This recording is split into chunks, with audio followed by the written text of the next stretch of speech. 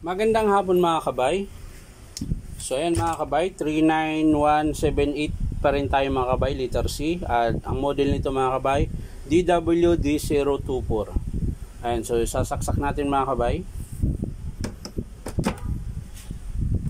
So yan, walang power din mga kabay. Ayan, wala po. So titingnan natin mga kabay, tara samahan nyo. So ayan mga kabay, napakadali na pong estimate to dahil kita na po, ayan o. Ayan. Tukla po yung commutator ng armature. Ayan. Ayan, pansinin nyo po mga kabay. Ayan, tas sunog din po, tostado. Ayan. Yung switch nya okay pa. Ayan. So medyo marami-rami ito mga kabay.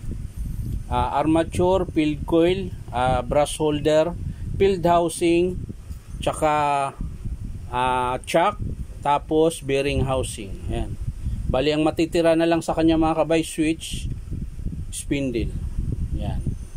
Carbon palit din tayo. Yan. So para na siyang bumili ng bago rito mga kabay. Kasi ilang piraso to? 1, 2, 3, 4, 5, 6, 7, 8. Ayan. 8 pyesa po yung papalitan natin dito mga kabay. Dahil sunog na sunog po. Ayan, tostado po siya.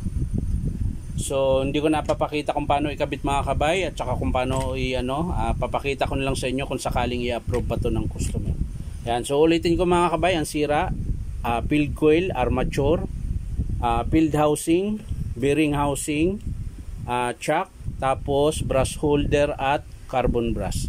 So yan lang po mga kabay, maraming salamat sa panunood at pa-like and share na rin po at syempre subscribe nyo po itong aking YouTube account na Inong Tabay. So maraming salamat. Bye-bye.